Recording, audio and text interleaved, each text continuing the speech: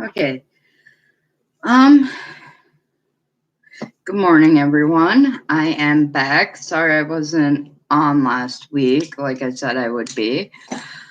Um, well, this is the beginning of it all. How I met him and how it all started. Well, it all started. I had moved out of my mom's place and I moved into what you would call a boarding lodge. It was kind of like a group home for adults, and um, he and I lived there. It was both for male and females. I was, let's see, 5 years ago would be, I was 20 when I met him, and he was 40. Um,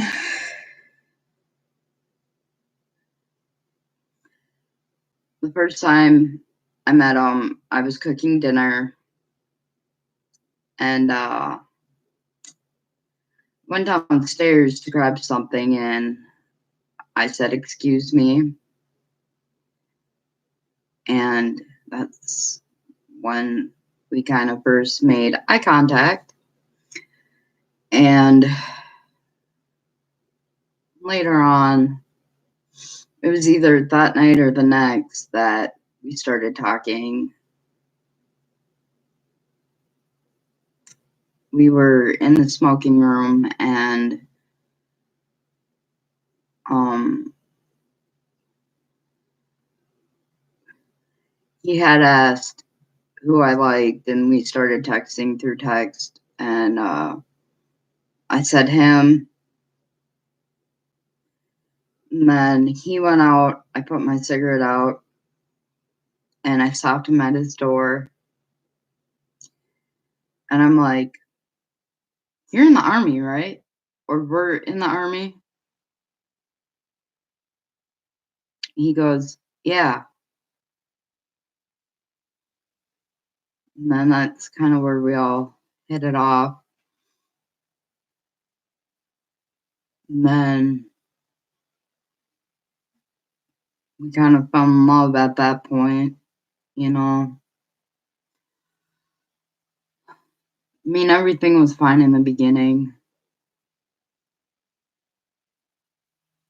Everything was peachy. Everything was romantic. Everything was great. We would go to Sabres down the road from us, and we'd hang out there. We'd flirt. We'd have a blast. We'd go to this burger joint on the other side of the street, and he took me there, and that was awesome. And we would watch movies in my doorway at the group home on Netflix, and then we would sneak into each other's room and make out and have sex. And then we ended up moving to my mom's place because we got in trouble so much for it. And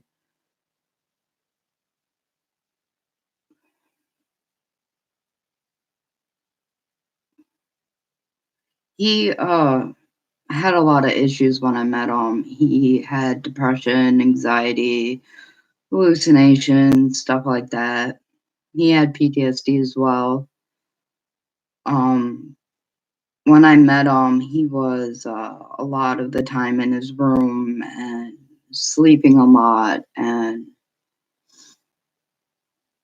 once I came around, it's like he kind of turned and he was out more. He was socializing more. He was interacting, going places, shopping, stuff like that. I mean, it's like I turned him around to a different person, you know?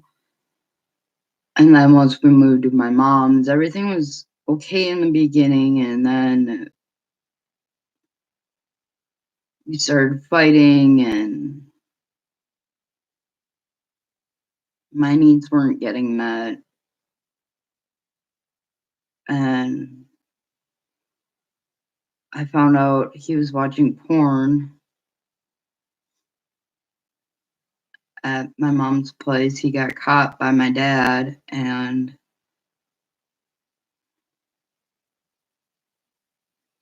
the fights were so bad. I mean, one of the times I have outbursts, I have depression, I have PTSD, anxiety, and stuff like that. And I was going to my appointments and he wasn't. And I was going to school too, here in where I was living. And he would stay home and not do anything besides lay in bed. And I was doing all this amazing stuff with my life. And he was just depressed, laying in bed. And I was sick of it. So, but before we get into that, um, one of the times I had an outburst because I have anger issues. I mean, I had a lot of things happen to me when I was a kid, and I had an outburst, and it had led to a knife being involved, and he tried to grab it from me, and he cut himself with it, and he's like, later on, he's blaming me that I cut him and whatnot. And in reality, a cop, anybody will tell you not to take a knife or anything from a suicidal person or anyone with a weapon for that matter. You never know what's going to happen. A cop would tase you or try to talk you down a bit or whatever. They wouldn't go after a knife or a gun, by themselves. They wouldn't even try to restrain you. So he was dumb. That's on his part. So now going forward, I will admit my wrongs in this video. I am ashamed of them and I feel bad about them as well. And later on, a few months later, I had ended up, because of the fights, and he wasn't doing nothing with his life, and I ended up going on an app called OkCupid, and this was on my 21st birthday. Well, a couple of months, like a month before or a couple of weeks or something, I had done this. And I had met a guy on there. OkCupid is a dating app, if you don't know. And I had met a guy, and I met this guy a couple times, and the first time he took me out drinking. And I don't drink. I know what it does to people. And I didn't even finish any of mine because you never know, date rape, drugs, and whatnot. And the stuff's just nasty anyway. And I had gotten raped at the park down there. And even though I had gotten raped, I still met him a second time and he raped me again. And yeah, Mike was still, the guy was still in my life 4 years later. And he didn't really forgive me for it ever because he kept bringing it up almost weekly, monthly, stuff like that. And I regret it. I mean, that took damage on me, and I ended up pressing charges and getting an order of protection on the guy and whatnot. And about a year later, we had moved into an apartment, and we'll talk about that later, but I think I might end it here and we'll talk about the second piece on my next live, but I think I'll give you some updates that I keep receiving. I had to burn a bridge just yesterday. I had a dice game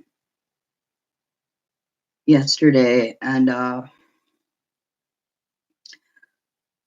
one of my old friends, well, I call her old friend now because I burned the bridge after what she had said. She sent me a text message saying that my ex fiance was texting her and trying to get her to come over when I wasn't home, and he was trying to get her to send sexual type pictures and whatnot to him.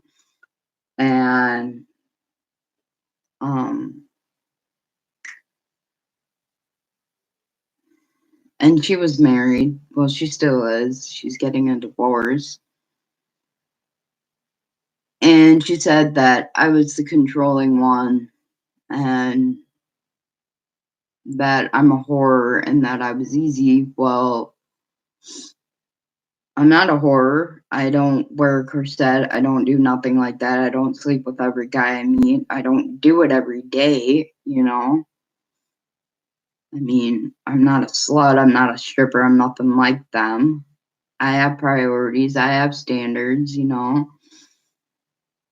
Like, I mean, he was abusive. He was controlling. He took all my money. He spent it all on alcohol and his ghost hunting equipment and just stupid crap. And he wanted more from my mom, and it was bogus. I couldn't see my friends. I could only go to my mom's place to do laundry. I couldn't hang out with friends. I couldn't see them, and yet he's texting each and every one of them, asking for pictures and talking sexual text messages with them. And I have screenshots, and child pornography was found, and I pressed charges on him. And come to find out, there's another person that pressed charges on him. And I'm finding so much stuff out. It's unbelievable. And he was talking to a 13-year-old, and it's just so shocking what he's doing. It's heartbreaking that I was betrayed this bad. And this stuff was going on for years without me knowing. But I will give you updates on what I find out every